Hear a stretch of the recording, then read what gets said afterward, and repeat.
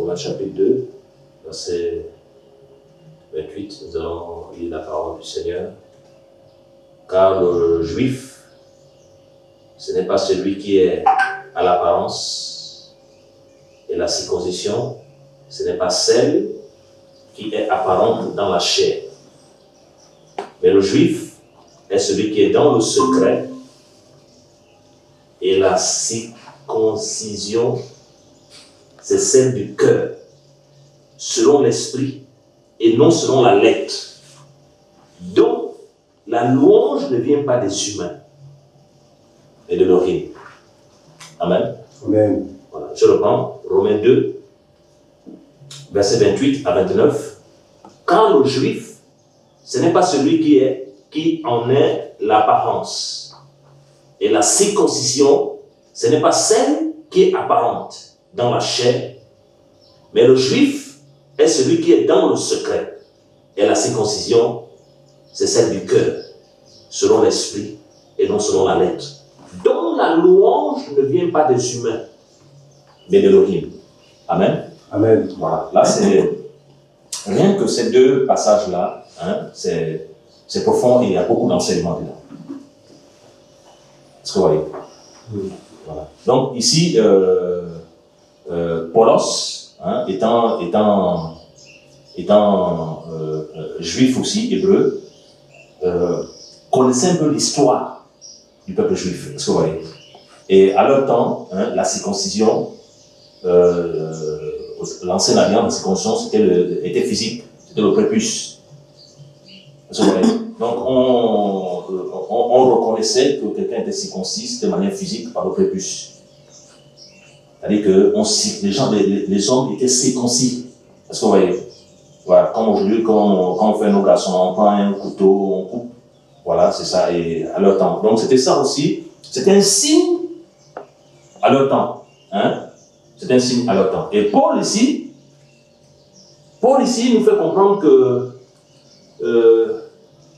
il fait un parallèle entre l'ancien temps et aujourd'hui maintenant, est-ce que vous voyez, la nouvelle alliance.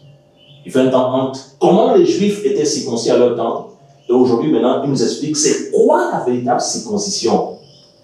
Est-ce que vous voyez, c'est quoi la véritable circoncision? En quoi consiste être circoncis? Tu vois? Donc il dit, car le Juif, ce n'est pas celui qui est en apparence, et la circoncision, ce n'est pas celle qui est apparente dans la chair, mais le Juif, celui qui est dans le secret. Et la circoncision n'est pas c'est celle du cœur, selon l'esprit et non selon la lettre. Donc la louange ne vient pas des humains, mais d'Élohim. Est-ce que vous voyez? Donc ici, il nous fait comprendre que donc, quand il met un parallèle maintenant avec nous, il nous fait comprendre que donc, la véritable circoncision maintenant, ça vient, c'est le cœur. Il nous parle maintenant de la véritable circoncision, c'est-à-dire que le cœur. Et cette circoncision ne se fait pas dans la lettre, mais c'est dans l'esprit. C'est-à-dire que l'esprit qui est Yahweh lui-même, travaille dans la transformation du cœur. Est-ce que vous voyez? Le cœur. Parce que dans 1 Samuel 16, à partir du verset 7, Samuel, qui était un grand prophète, appelé de Yahweh. Et lorsque le Seigneur avait disqualifié le roi qui était en exercice, et il a choisi David, et lorsque le Seigneur dit à Samuel de partir dans la maison d'Isaïe, Samuel, quand il arrive, il regarde dans la maison d'Isaïe, il regarde, il y avait Eliab, qui était grand de taille. Et il se dit en lui-même, assurément, voici loin de Yahweh, c'est-à-dire que non, celui que Yahweh a choisi. Et vous voyez que donc, le Seigneur vient, il a fallu l'intervention du Seigneur pour lui dire que non, mais ce n'est pas lui. Car les hommes regardent à ceux qui frappent les yeux. Littéralement, le regard de l'homme est beaucoup fixé vers ce qui frappe les yeux. Est-ce que vous voyez? Le regard de l'homme est fixé vers le vestimentaire, est fixé vers la beauté physique, est fixé vers le luxe, est fixé vers tout ce qui est physique. Mais il dit, Yahweh regarde au cœur. Il dit, Yahweh regarde au cœur. Et Paul nous dit ici que le cœur est circoncis par l'esprit. C'est-à-dire que C'est l'Esprit qui change notre cœur. C'est l'Esprit du Seigneur qui change nos cœurs. Parce que le monde ne pourra rien faire. Amen. Amen. Parce que nos cœurs sont mauvais et tortueux. C'est-à-dire quoi? C'est-à-dire que c'est l'Esprit qui va t'enlever l'amour de l'argent. C'est le Seigneur lui-même qui t'enlève ça. Et nous sommes d'accord quand il dit que non, vous demandez, l'on vous donnera à ce que vous voulez. Et quand on lit le verset 29, il dit, mais le juif est celui qui est dans le secret. Et la circoncision, c'est celle du cœur, selon l'esprit et non selon la lettre. Donc la louange ne vient pas des humains, mais d'Élohim. Il faut comprendre aussi que non, on peut mettre un parallèle aussi entre aujourd'hui, quand on parle de véritable chrétien, tu vois, il faut comprendre que, non, que le véritable chrétien, le véritable fils du Seigneur est dans le secret. C'est le secret. Est-ce que vous voyez? Or, le secret, c'est l'intimité que tu tisses avec le Père. Que les humains ne vous regardent pas de manière physique, mais dans le secret avec le Seigneur, il te connaît. Il y a une relation que tu tisses entre lui et toi. C'est-à-dire que quel que soit l'endroit où tu te trouves sur la terre, il y a un secret que tu bâtis avec le Seigneur et le Seigneur te connaît. Il te voit. Amen. Amen. On va prendre Matthieu 6. Viens comprendre ça. On va bien lire ça dans Matthieu 6. Je crois qu'il y a quelque chose que le Seigneur veut nous faire comprendre ce matin.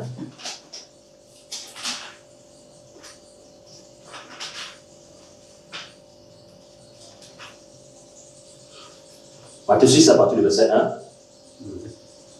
Qu'est-ce qu'on peut faire là-dessus? Matthieu 6 à partir du verset 1. Gardez-vous de pratiquer votre justice devant les gens, pour être vus par eux. Autrement, vous ne recevrez pas la récompense de votre Père qui est dans les cieux. Donc, lorsque tu fais ton aumône, ne fais pas sonner la trompette devant toi, comme font les hypocrites dans les synagogues et dans les rues, afin d'être glorifiés par les gens. Amen. Je vous le dis, ils reçoivent leur récompense, mais quand tu fais ton aumône, que ta main gauche ne sache pas ce que fait ta droite, afin que ton aumône se fasse en secret, et ton Père qui voit dans le secret te récompensera publiquement. Amen. Amen. Ici, on dit, et ton Père qui te voit dans le secret. Donc, un vrai enfant du Seigneur a un secret. Il est dans le secret avec le Seigneur. Alléluia. Amen. Dans le secret. Ça ne veut pas dire que, non, que tu ne peux pas prêcher l'évangile. Non, ça ne veut pas dire que tu ne peux pas aller en mission. Non. Mais il y a un secret que tu bâtis avec le Seigneur. Une relation que tu bâtis avec le Seigneur. Il y a une confiance que tu bâtis avec le Seigneur. Et ça se fait dans le secret. Et dans le secret, personne ne te voit. Parce que ici, on a bien lu, non? Que ton Père qui te voit dans le secret. C'est-à-dire que tout ce que tu fais en bien, pas au vu des hommes, il y a ton Père qui te voit dans le secret. Parce que Elohim est aussi notre Père céleste. Amen. Amen. Il est notre Père qui est assis dans les cieux. Voilà pourquoi lorsque les disciples ont demandé au Seigneur, apprends-nous à payer notre Père qui est aux cieux. Donc ton Père, notre Père, mon papa, qui est assis dans les cieux, te voit dans le secret.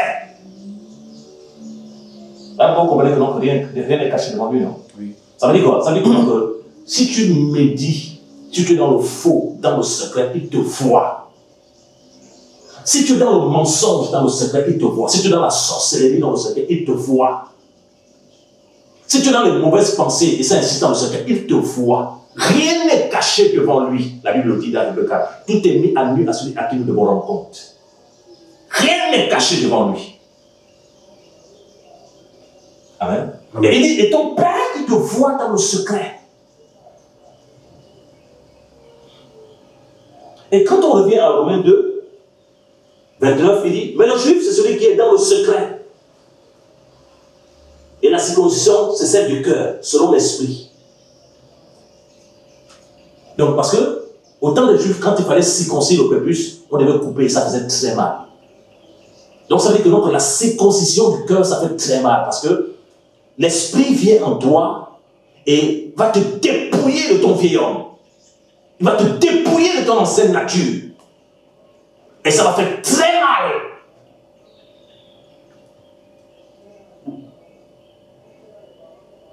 Est-ce que vous voyez? Il va travailler en profondeur. Il va travailler en profondeur. Parce que lorsque nous acceptons le Seigneur et lorsque nous marchons, en fait, le rôle de l'Esprit, c'est de nous communiquer la nature d'Elohim. Amen. La nature du Seigneur. La nature du Seigneur. Et grâce à Dieu, nous en parle sur le fruit de l'Esprit, le caractère du Seigneur. L'amour, la paix, la joie, la maîtrise de soi, la patience, tout ce fruit de l'esprit-là. L'esprit va venir communiquer ça à notre cœur. Mais là, il y a un problème, c'est parce que notre ancienne nature, est-ce que vous voyez, a été affectée par le péché. L'esprit va faire un travail, mais ça va faire mal, ça va faire saigner dans le cœur. Si tu as un manque de pardon, l'Esprit va te dire pardon, ça va faire mal, mais quand tu obéiras au Seigneur, tu verras comment la main de Yahweh va s'accomplir dans ta vie. Amen. Amen.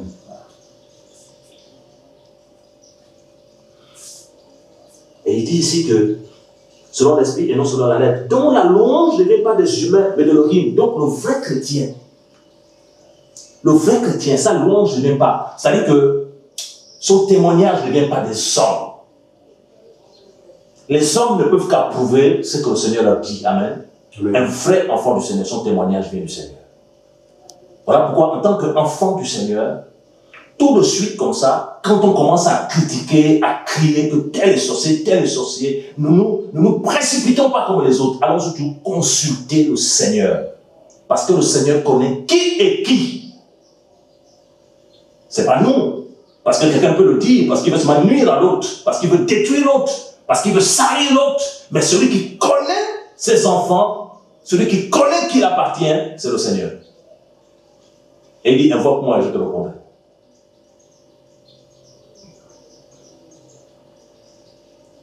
Alléluia. Amen. Donc, Paul parle ici du cœur. Il parle de la louange du véritable chrétien. Il parle aussi de la transformation du cœur. Il parle aussi du secret avec le Seigneur. Le secret avec le Seigneur. Ça veut dire que quand tu médites dans le secret, le Père te voit. Amen. Amen. Quand tu donnes les dons dans le secret, le Père te voit. Quand tu travailles dans le secret, le Père te voit. Et il dit, la louange de ce chrétien ne vient pas des humains. Ça ne vient pas des humains. Ça vient d'Elohim. Donc, si tu veux savoir qui est réellement enfant d'Elohim, il faut consulter Elohim.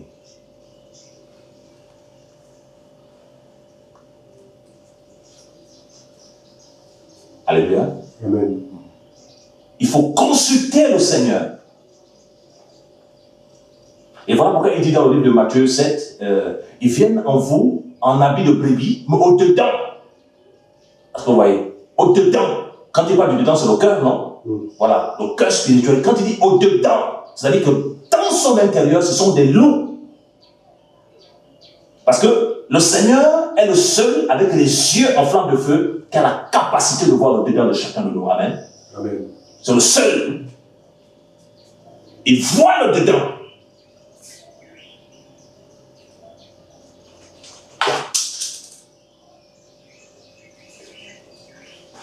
On peut prendre la Bible, la parole du Seigneur dans le livre de Yohanan.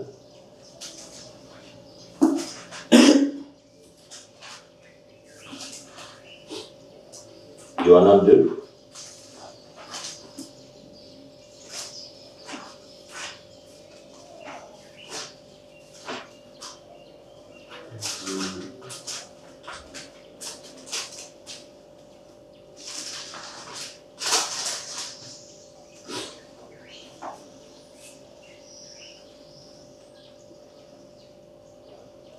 Oui, à partir du verset 23.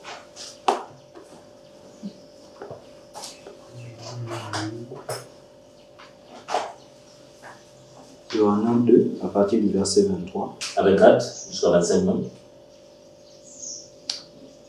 Et comme il était à Jérusalem, à la Pâque, pendant la fête, beaucoup crurent en son nom.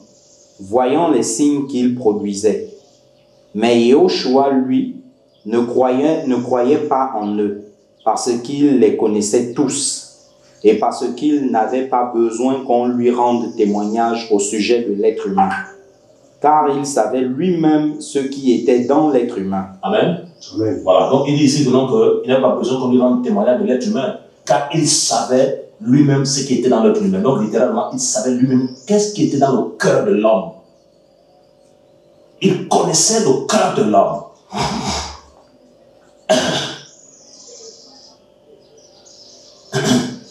Amen. Amen. Il connaissait lui-même le cœur de l'homme. Il connaissait ce qui était dans le cœur de l'homme.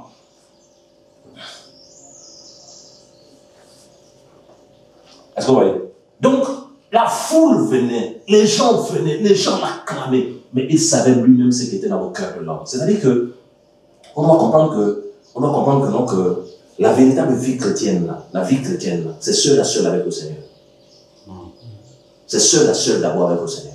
Bâtir sa relation avec le Seigneur. C'est vrai, il y a la communion fraternelle. La communion fraternelle, on peut la faire partout, amen. Au bord de la forêt, au bord de la rivière, avec les frères, on peut le faire partout. Yohanan 4, on parle, ce n'est plus dans un lieu, amen. Voilà, ce n'est plus dans un lieu, on peut faire partout la communion fraternelle avec les frères, même si ils sont en Europe, en Asie, la communion fraternelle. On parle de communion avec les frères, la communion fraternelle avec les frères. Mais avant ça, d'abord, il y a d'abord sa relation avec le Seigneur. Parce qu'un apôtre ne changera jamais ton cœur. Amen. Un enseignant ne changera jamais ton cœur. Si tu fermes ton cœur à l'esprit, il n'y a pas de changement. Si tu fermes ta vie au Seigneur, il n'y a pas de changement.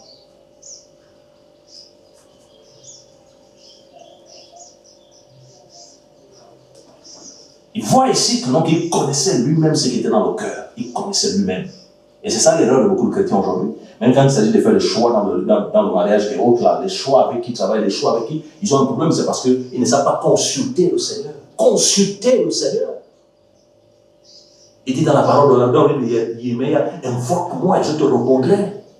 Il dit, invoque-moi et je te répondrai. Littéralement, si tu me consultes, je vais te répondre. Et quand il te répond, il est la vérité. Il n'a pas dit que tel est la vérité. Il n'a pas dit que tel a le monopole du savant. Il dit il est la vérité. Donc ça veut dire que ce qu'il te répond, c'est la vérité quand ça vient de lui. La vérité.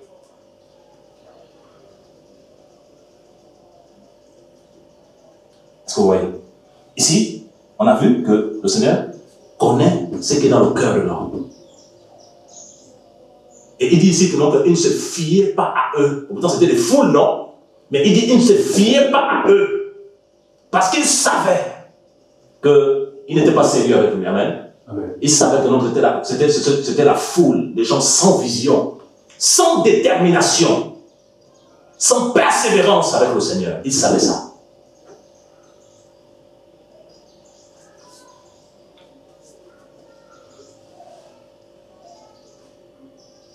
Le cœur de l'homme, on doit prier le Seigneur pour que notre cœur soit pur. Amen. Amen. Voilà, la Bible est claire, hein, dans le cœur pur, car ils feront Elohim. Un cœur pur, ça ne veut pas dire que non, que c'est un cœur qui tu n'as pas de manquement, tu n'as pas de non. Et tu ne peux pas avoir un cœur pur sans accepter le Seigneur. Amen. Amen. Voilà. Un cœur pur, c'est un cœur sincère, un cœur vrai. Un cœur pur. Heureux ceux qui ont les cœurs purs, car ils verront Elohim. Maintenant, dans notre relation et dans le siècle à venir, on verra maintenant face à face aussi.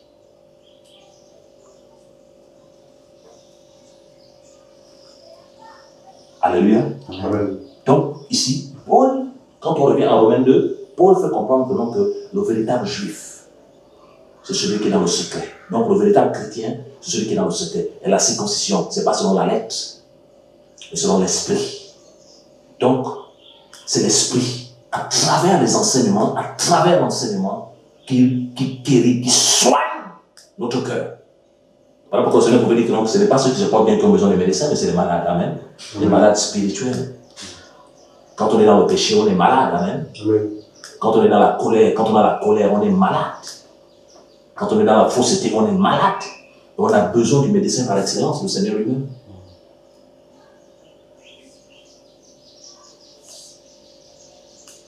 Et Paul est clair lorsqu'il dit que non, que la louange de ce juif ne vient pas de sang. Paul l'a écrit dans le livre de Galates. Il dit que non, que si je plaisais encore aux hommes, je ne serais pas serviteur du Mashiach. Donc ici, on comprend qu'un vrai serviteur du Mashiach qui veut plaire au Seigneur déplaît aux hommes. Parce que les hommes ont leur religion, ils ont leur système. L'esprit n'a pas de système parce que l'esprit c'est Elohim. Parce que la Bible nous déclare que, non, que celui qui est né d'en haut est comme le vent. On entend seulement le bruit, mais on ne le saisit pas.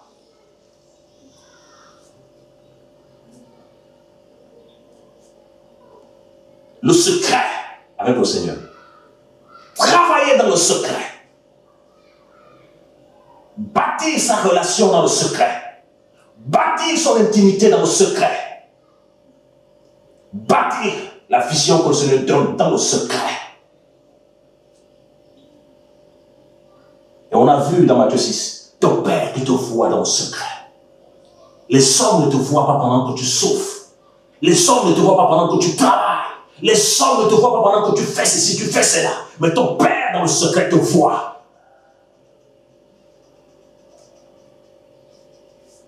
Et selon le psaume 75, on comprend que l'élévation ne vient ni de l'Orient, ni de l'Occident, mais c'est Yahweh qui élève. Amen.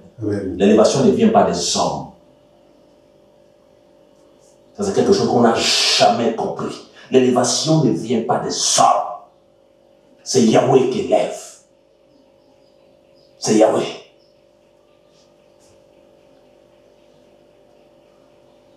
Maintenant, bien sûr, le Seigneur ne peut pas élever ou travailler avec quelqu'un qui est rebelle avec ses frères. Amen. Amen. Voilà, qui est orgueilleux, qui ne respecte pas les principes dans la marche. Le Seigneur ne peut pas, puisque le Seigneur, c'est aile de paix. Mais quand tu respectes sa parole, tu la mets en pratique, le Seigneur est là et il travaille. Même si les hommes te rejettent. Même si les hommes ne t'aiment pas. Mais le Seigneur est là et il travaille. Le plus important, c'est le Seigneur. C'est de bâtir sa relation avec le Seigneur. Et quand tu bâtis ta relation avec le Seigneur, il t'enracine. Il t'enracine. Il t'enracine. Il t'enracine. Comme dans Matthieu 7. Les vents sont venus. Les torrents sont venus. Les pluies sont venues. Et se sont jetés contre cette maison. Elles n'ont pas pu les branler. Pourquoi? C'est pas à cause de la maison. C'est à cause du fondement de la maison. Le rocher des âges. Celui qui est mort et ressuscité. Celui qui a dit, je vous envoie et je vous donne l'autorité sur toute la puissance de l'ennemi et rien ne pourra vous nuire. C'est celui-là, le vainqueur de la mort. Il est au choix, à Mashiach. Ça veut dire quoi? Ça veut dire que si ton projet est bâti sur lui, quel que soit le vent, ça ne te prendra jamais. Si ton appel est bâti sur lui, ça ne te prendra jamais. Parce qu'il est le rocher. Le rocher qui tient toute vie entre ses mains. Alléluia. Amen. Alors, un vrai enfant du Seigneur ne peut plus dire aujourd'hui que non, ma vie est bloquée pour les sorciers. Non, jamais. Jamais. Oh non, les sorciers de la famille. Non, un vrai enfant du Seigneur qui marche dans l'esprit, non. Comprends que, pendant que même si on est spirituel, on a encore la nature adamique. Hein, la chair qui nous combat. Mais on a reçu l'autorité de crucifier cette chair. Voilà, donc à vie, cette chair va toujours combattre. Mais on doit la crucifier parce qu'on a reçu le mandat, l'œuvre de la croix du Seigneur pour crucifier cette chair.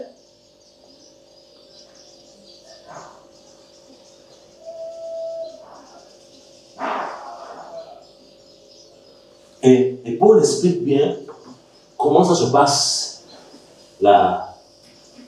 comment ce cœur est circoncis par l'esprit. On va prendre 2 Corinthiens 3.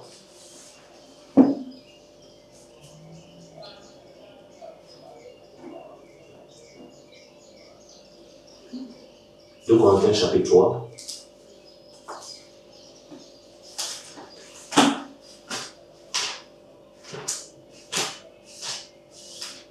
à toi.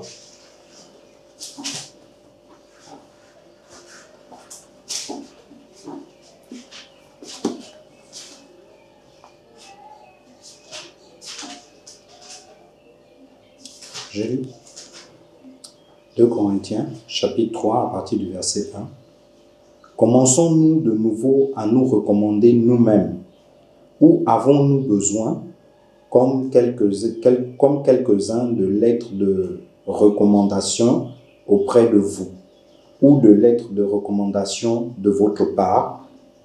Vous êtes vous-même notre lettre, écrite dans nos cœurs, connue et lue de tous les humains, car il est manifeste que vous êtes la lettre du Mashiach, gravée par notre service, non avec de l'encre, mais avec l'esprit d'Élohim vivant, non sur des tables de pierre, mais sur les tables de chair qui sont vos cœurs. Amen. Amen. Il dit, commençons-nous de nouveau à nous recommander nous-mêmes, ou avons-nous besoin, comme quelques-uns, de lettres de recommandation auprès de vous, ou de lettres de recommandation de votre part. Verset 2, vous êtes vous-même notre lettre, écrite dans nos cœurs, connue et lue de tous les humains. Car il est manifeste que vous êtes la lettre du Mashiach, gravée par notre service, non avec de l'encre, mais avec de l'esprit, de l'Elohim vivant. Alléluia. Amen. Il parle des enfants du Seigneur de Corinthe, il dit, car il manifeste que vous êtes la lettre du Mashiach. Amen. Amen. Donc ici, il faut comprendre que les chrétiens, voilà, sont des lettres. Amen. Amen. Les chrétiens sont des lettres. Bon, nous savons tous qu'une lettre a quoi? Un contenu. Amen. Amen. Un message. Voilà. Et une lettre, elle a un contenu, elle a un message, et quand on envoie une lettre, elle est toujours fermée. Amen. Amen. Dans une enveloppe. Et maintenant, quand on ouvre la lettre, on fait sortir le document, et là maintenant on lit le contenu et le message. Amen. Donc l'enveloppe là, ici, c'est l'image de notre corps physique. Est-ce que vous voyez? Notre corps physique. Et la lettre qui est à l'intérieur, c'est l'image de nos cœurs. Alléluia. La Bible dit que non, que c'est l'abondance du cœur que la bouche parle. Donc ça veut dire que non, que l'être humain que tu vois là, l'enveloppe que tu vois là, le corps, tu vas comprendre que qui il est quand il va commencer à ouvrir sa bouche. Et en ouvrant sa bouche, tu vas voir le dépôt qui est en lui. C'est comme quand une enveloppe, on te l'envoie, tu ne sais pas ce qu'il y a à l'intérieur, non? Maintenant, c'est quand tu ouvres maintenant la lettre, que quand tu fais sortir, quand tu ouvres l'enveloppe, quand tu fais sortir la lettre, maintenant, tu vois maintenant qu'est-ce qui est à l'intérieur de l'enveloppe. Vous saisissez un peu? Et aujourd'hui, on comprend que Paul veut comprendre que les enfants du Seigneur sont des lettres. Et en tant que lettre, le message qui contient cette lettre-là, c'est l'évangile, la vie du Mashiach. C'est-à-dire que quand on lit les enfants du Seigneur comme des lettres, en fait, on voit le Mashiach. Amen. On voit le Seigneur. Parce que dans Acte 11, pour la première fois qu'on appelait les disciples chrétiens comme Christ. Est-ce que vous voyez? Comme le Mashiach. Est-ce que vous voyez? Comme le Mashiach. Comme le Mashiach. C'est-à-dire qu'on a observé leur vie, on a observé leur comportement, on a observé leur manière de faire les choses. On les a dit, ceux-là, ils sont comme le Mashiach. Est-ce que vous voyez? Ils n'étaient pas dans les murmures, ils n'étaient pas dans les clans, ils n'étaient pas dans le racisme, ils n'étaient pas dans la jalousie, ils n'étaient pas dans les concurrences, ils n'étaient pas dans les combats. Ils s'aimaient. Comme le Mashiach a dit, le monde entier saura que vous êtes mes disciples si vous vous aimez les uns et les autres. Ils n'étaient pas dans des sectes, tel groupe, non. Ils étaient dans la parole. Et on a vu en eux le Mashiach. Amen. Amen. Et là, il dit, vous êtes vous-même notre lettre écrite dans nos cœurs. Non, je vais le verset 3. Car il est manifeste que vous êtes la lettre du Mashiach, gravée par notre service. Donc, il dit aux chrétiens, vous êtes la lettre du Mashiach. gravés par notre service. Donc, le rôle du service de Paul était de graver la parole dans les cœurs, d'enseigner la parole dans les cœurs, gravés par notre service. Et dans 2 Timothée, il nous parle du dépôt. Amen. La connaissance pure et correcte de l'évangile, qui doit être consciencieusement délivrée aux autres. Et voilà pourquoi ce qu'il dit à Timothée, c'est que tu as entendu de moi, confie-le aussi à des hommes fidèles qui vont enseigner à d'autres. Donc Paul enseigne Timothée, Timothée enseigne d'autres, d'autres aussi vont enseigner les autres. Vous avez vu? C'est juste qu'aujourd'hui, nous avons reçu l'évangile, amen. Parce que les gens ont obéi à cette grande commission. Le Seigneur enseigne aux apôtres, ainsi de suite, jusqu'à quand nous avons reçu la parole. Alléluia. Amen. Gravé par notre service, non avec de l'encre, mais avec l'esprit. Amen. Amen. Voilà, on a vu tout à l'heure que Paul faisait comprendre que la circoncision, c'est non selon la lettre, non, mais selon l'esprit. Hein, ici, il fait comprendre que lorsqu'il enseignait, ce n'était pas gravé avec la lettre, hein, comme la Torah, autant non, c'était par l'esprit. On était là sur la circoncision de la grâce. Donc l'esprit maintenant, quand Paul enseignait, il enseignait par l'esprit, et le Seigneur, maintenant, qu'est-ce qu'il faisait? Dans les cœurs des Corinthiens, il gravait sa parole. Il gravait en eux en disant que l'impudicité, c'est péché. Il gravait en eux en disant que non, que ça, c'est pas la parole. Il gravait ça en eux. Et ça restait en eux. Alléluia. Amen. Voilà pourquoi on doit comprendre que non, que ce qui intéresse maintenant le Seigneur à l'heure actuelle, ce n'est plus un emploi. Ce n'est plus une bâtisse. C'est toi et moi. Là où 2 ou 3 sont ensemble à mon nom, je suis là. Amen. La véritable église, composée des enfants nés d'amour, des saints, qu'ils soient asiatiques, américains, européens, africains, océaniques, partout dans toutes les nations. Tous ceux et celles qui confessent que Yeshua est Seigneur fait partie de l'église véritable. C'est cette assemblée qui montera. Alléluia. Amen. Voilà pourquoi ce n'est plus le temps de la foule. Ce n'est plus le temps de la foule. C'est le temps maintenant de bâtir sa relation avec le Seigneur parce que le maître est à la porte.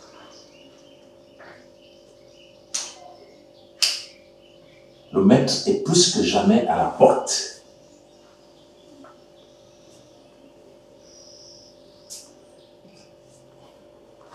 Plus que jamais à la porte.